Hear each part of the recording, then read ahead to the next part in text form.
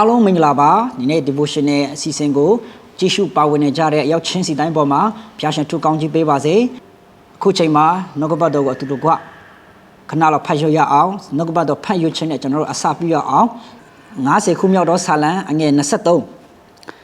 ဂျေဇုချီးမွမ်းခြင်းရှိကိုပူဇော်တော်သူသည်ငါဤဘုန်းကိုထင်ရှားစေတော်သူဖြစ်၏မိမိတော်လမ်းကိုဆင်ခြင်တော်သူအားလည်းကင်တင်တော်မူခြင်းဂျေဇုကိုငါပြမည်ဟုဘုရားသခင်မိန့်တော်မူ၏အဲ့တော့ဒီနေရာမှာကျွန်တော်ကြည့်တဲ့အခါမှာကျွန်တော်အကြောင်းအရာနှစ်ချက်ကိုတွေ့ရတယ်ပထမဆုံးအချက်ကဘာလဲဆိုရင်ဂျေဇုချီးမွမ်းခြင်းရစ်ကိုပူဇော်တဲ့သူဟာတဲ့ဖခင်သခင်ရဲ့ဘုန်းကိုထင်ရှားစေတဲ့သူဖြစ်တယ်အဲ့တော့နှုတ်ကပတ်တော်ခေါင်းစဉ်အနေနဲ့ဂျေဇုချီးမွမ်းခြင်းရစ်လို့ကျွန်တော်ကတော့ခေါင်းစဉ်တက်ချင်တယ်အဲ့တော့ဒီမှာအကြောင်းအရာနှစ်ခုရှိတဲ့ထဲကနေပထမဆုံးအကြောင်းအရာဖြစ်တဲ့ဂျေဇုချီးမွမ်းခြင်းရစ်အကြောင်းကိုကျွန်တော်အနေငယ်ဝေငှရင်းနဲ့ခွန်အားပေးချင်တာဖြစ်တယ်အဲ့တော့ဒီညမှာဖခင်ပြောတယ်ဂျေဇုချီးမွမ်းခြင်းရစ်ကိုပူဇော်တတ်တဲ့သူဟာပူဇော်တဲ့သူကဖခင်ဘုန်းကိုထင်ရှားစေတဲ့သူဖြစ်တယ်အဲ့တော့ကျွန်တော်တို့ရဲ့ယုံကြည်သူအသက်တာမှာဂျေဇုတော်ချီးမွမ်းခြင်းကအယံပဲအရေးကြီးတယ်ဆိုတာကိုကျွန်တော်တို့မြင်ရတယ်အဲ့တော့ဖခင်သခင်ကိုယ်တိုင်လည်းဂျေဇုတော်ချီးမွမ်းတတ်တဲ့အသက်တာကိုဂျေဇုတော်ချီးမွမ်းခြင်းအသက်တာကိုနှစ်သက်တော်ဖခင်ဖြစ်တယ်အဲ့တော့ရှင်ပေါလုကိုယ်တိုင်နှုတ်ကပတ်တော်မှာရှင်ပေါလုကိုယ်တိုင်ဘာပြောခဲ့လဲအရာရာ၌ဂျေဇုတော်ချီးမွမ်းကြလို့အဲ့တော့ကျွန်တော်တို့ဘုရားခင်ကအရာရာမှာဂျေဇုတော်ချီးမွမ်းတဲ့အတ္တတာရှိဖို့ရန်အတွက်လိုချင်တယ်ဆိုတာကိုမြင်ရတယ်အဲ့တော့ဒါကြောင့်မလို့ကျွန်တော်တို့ဟာယုံကြည်သူတိုင်းဟာအမြဲတမ်းမှာဂျေဇုတော်ချီးမွမ်းတဲ့အတ္တတာနဲ့အသက်ရှင်ရမှာဖြစ်တယ်အဲ့တော့ဂျေဇုတော်ချီးမွမ်းတဲ့အခါကျွန်တော်တို့ဟာအပြစ်ကလွဲပြီးတော့အပြစ်တရားကလွဲပြီးဖခင်သခင်ရဲ့စကားနားမထောင်ခြင်းเนาะဒီဒုစရိုက်ကလွဲပြီးတော့မှကြံတဲ့အရာတွေအားလုံးကိုကျွန်တော်ကကျေးဇူးတော်ချီးမွမ်းတတ်ဖို့လိုတယ်အရာရာမှာလို့ပြောတဲ့အခါเนาะကိုလှုပ်ချင်တာလှုပ်ပြီးဟုတ်လား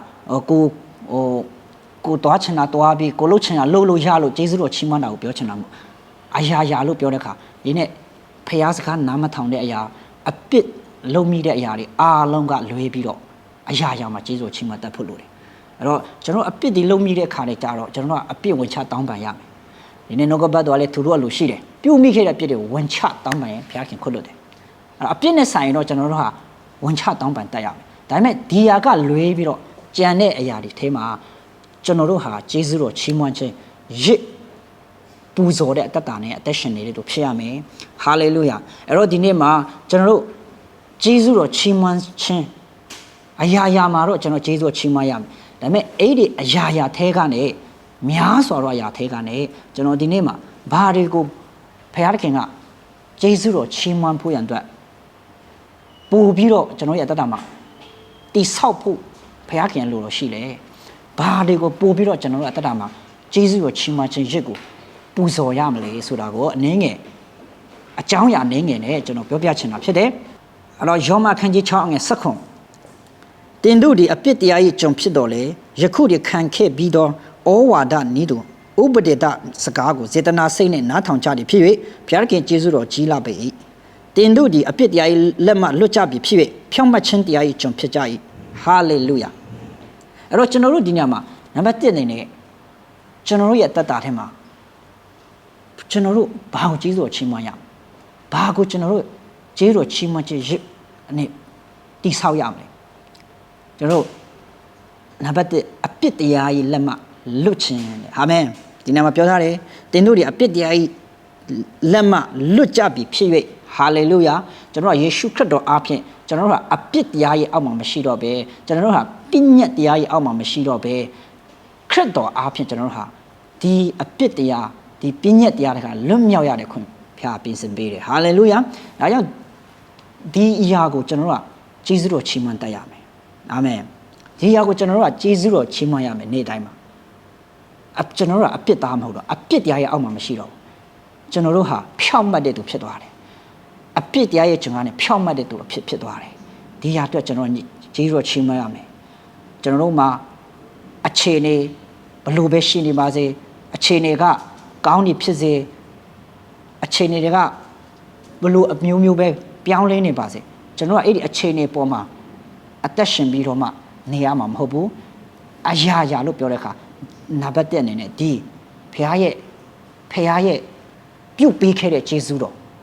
အပြစ်တရားအောက်ကနေ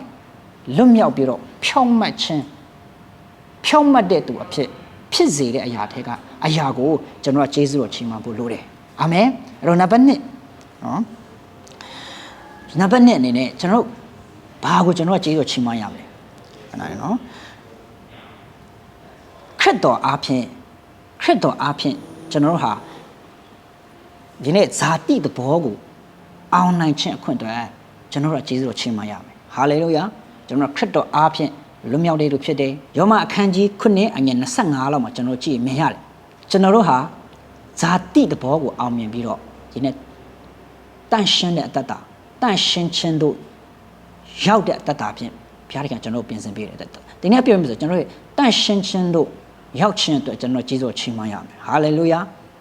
ကျွန်တော်တို့ခရစ်တော်အားဖြင့်ကျွန်တော်ကဖခင်ရှင်မှာဖြောင့်မတ်တဲ့သူတန့်ရှင်းတဲ့သူဖြစ်လာတယ်ဒီဟာအတွက်ကျွန်တော်ယေရှုတော်ချီးမွမ်းရမယ်ကျွန်တော်တို့ကိုယ်တိုင်ကျွန်တော်တို့ရဲ့ကြိုးစားအားထုတ်မှုနဲ့ဘလောက်ပဲကြင်ကြံကြိုးစားနေပါစေ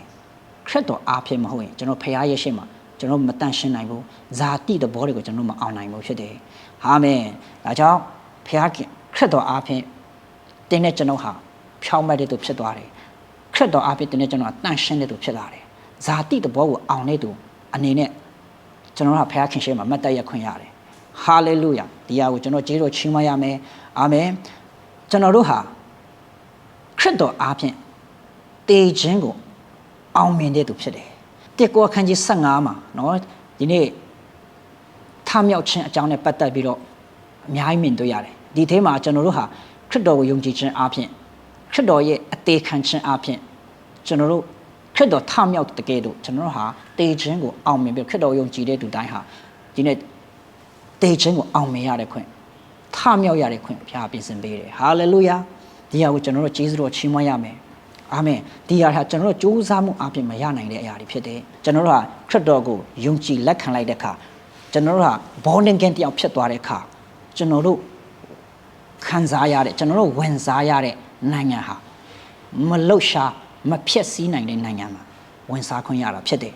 ခရစ်တော်ရဲ့နိုင်ငံတော်ဟာလေလုယာလောကနဲ့လောကီအရာတွေလောကနိုင်ငံတွေဟာဒီနေ့ဖြစ်စည်းသွားနိုင်တယ်ပြည်နဲ့ပျောက်ကွယ်သွားနိုင်တယ်ဒါပေမဲ့ကျွန်တော်တို့ကိုဖျားခင်ဟာမလှုပ်ရှားမပြည့်စည်နိုင်တဲ့နိုင်ငံတော်ထဲမှာကျွန်တော်တို့ကိုဖျားခင်ကခရစ်တော်အားဖြင့်ဝင်စားခွင့်ပေးတယ်ခရစ်တော်အားဖြင့်ဝင်စားခွင့်ရတယ်ဟာလေလုယာဒါကြောင့်တင့်ရဲ့နိုင်ငံဟာဘယ်တော့မှမပြည့်စည်နိုင်ဘူးဟာလေလုယာလောကမှာဒီနေ့စီးပွားရေးပြည့်စည်မယ်နိုင်ငံတွေပြည့်စည်နေမယ်ဒီနေ့လောကမှာဒီနေ့အမျိုးမျိုးသောပစ္စည်းချင်းတွေတင်မြင်ရလိမ့်မယ်မတည်မြဲခြင်းတွေမြင်ရလိမ့်မယ်ဒါပေမဲ့တင်ကအဲ့ဒီနိုင်ငံထဲမှာအသက်ရှင်ရမယ်သူမဟုတ်ဘူးခရစ်တော်ရဲ့နိုင်ငံခရစ်တော်ရဲ့ဖခင်မပျက်စီးမလှုပ်ရှားနိုင်တဲ့နိုင်ငံမှာတင်ဟာအသက်ရှင်ရမှာဖြစ်တယ်တင်ဟာထိုနိုင်ငံမှာဝန်ဆောင်ခွင့်ရတဲ့သူဖြစ်တယ်ဟာလေလုယာဒါကြောင့်ဒီအရာတွေကိုကျွန်တော်ယေရှုတော်ချီးမွမ်းရတဲ့ကျွန်တော်နေ့တိုင်းမှာအသက်ရှင်ရမယ်ဒါကြောင့်ကျမ်းစာပြောတယ်ယေရှုတော်ချီးမွမ်းခြင်းရစ်ကိုပူဇော်တဲ့သူဟာဖခင်ရဲ့ဘုန်းကိုထင်ရှားစေတယ်ဖခင်ရဲ့ဘုန်းကိုထင်ရှားစေတဲ့သူဖြစ်တယ်ဟာလေလုယာဒါကြောင့်ကျွန်တော်တို့နေ့စဉ်တိုင်းမှာယေရှုတော်ချီးမွမ်းခြင်းရစ်ကိုပူဇော်ပြီးအသက်ရှင်နေသူဖြစ်ရအောင်ဟာလေလုယာအဲ့တော့နောက်ဆုံးအနေနဲ့ယေရှုတော်ချီးမွမ်းခြင်းရစ်ဆိုတာဘုရားခင်အလွန်အင်မတန်နှစ်သက်တော်ရစ်ဖြစ်တယ်ဆိုတာကိုကျွန်တော်ခွန်အားပေးနေဝင်ငှချင်တာဖြစ်တယ်ဟာလေလုယာဒါကြောင့်နေ့တိုင်းမှာကျွန်တော်တို့ရဲ့အသက်တာမှာဘုရားခင်ယေရှုတော်ချီးမွမ်းခြင်းရစ်ကိုနေ့တိုင်းမှာပူဇော်ရင်းနဲ့အသက်ရှင်နေသူဖြစ်ရအောင်ဟာလေလုယာဒီနေ့အပြစ်တရားကလွဲပြီးတော့ဒီနေ့ဘုရားခင်ကျွန်တော်တို့ပုံမှာပြင်ဆင်ပေးတဲ့ကောင်းခြင်းမင်္ဂလာတွေအတွက်ကျမ်းမာခြင်းတွေအတွက်ဒီနေ့ကျွန်တော်တို့ဘုရားခင်ပေးခဲ့တဲ့ဖြောင့်မတ်ခြင်းအောင်မြင်ခြင်းတွေအတွက်ကျွန်တော်ယေရှုတော်ချီးမွမ်းရင်းနဲ့အသက်ရှင်ရအောင်လို့အားလုံးကိုဝင်ငှရင်းနဲ့ခွန်အားပေးချင်တာဖြစ်တယ်အရောက်ချင်းစီတိုင်းပေါ်မှာဘုရားရှင်ထူးကောင်းချီးပေးပါစေ